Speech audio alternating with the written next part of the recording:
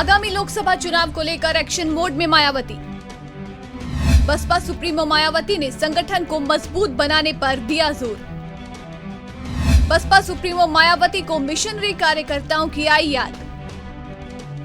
आगामी लोकसभा चुनाव को लेकर बसपा अब एक्शन मोड में नजर आ रही है। एक के बाद एक चुनावी हार के बाद पार्टी पदाधिकारियों की बैठक में बसपा सुप्रीमो मायावती को एक बार फिर से अपने मिशनरी कार्यकर्ताओं की याद आई है।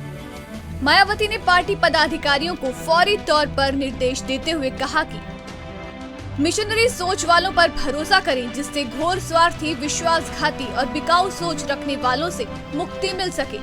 बसपा की शुरुआत एक मिशन के तौर पर ही हुई थी। हमें मिशनरी सोच वालों पर भरोसा करते हुए आगे बढ़ना है। वैसे तो ये समस्या हर पार्टी में पैदा हो गई है, जिससे विभिन्न राज्यों में सत्ता पलट और राजनीतिक अस्थिरता का माहौल है और धन बल का गंदा खेल जारी है। मौजूदा समय में बसपा स्वाभिमान का मूवमेंट ही एकमात्र सच्चा विकल्प है। यूपी, महाराष्ट्र, गुजरात जैसे राज्यों में इसकी सबसे ज्यादा जरूरत है।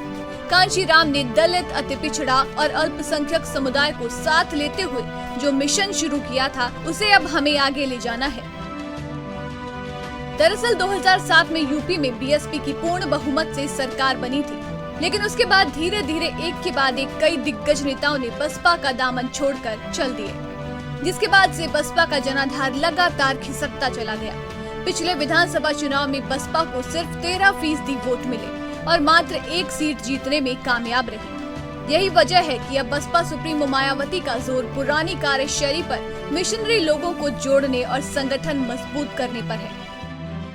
आजमगढ़ उपचुनाव से मिली सियासी संजीवनी के बाद मायावती की कोशिश आगामी लोकसभा चुनाव के मद्देनजर संगठन को धार देना है।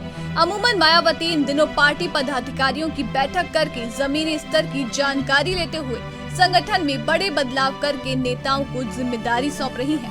बसपा ने जहां निकाय चुनाव और 2024 आम चुनाव में मैदान फतेह करने का शंखनाद कर दिया है, तो वहीं समाजवादी गठबंधन में दरार पड़ने से यूपी की सियासत की सियासी लड़ाई अभी से अंगड़ाई लेना शुरू कर दी है।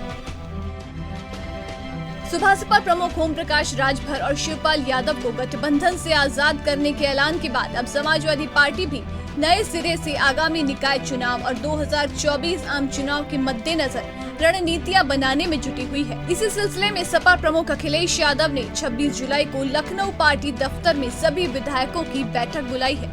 विधानसभा चुनाव और लोकसभा उपचुनाव में मिली करारी हार के बाद बिखरा हुआ विपक्ष और अखिलेश यादव सत्ताधारी दल बीजेपी के सामने किस तरह की चुनौती पेश करते हैं, इसकी तस्वीर तो आने वाले दिनों में ही साफ होगी।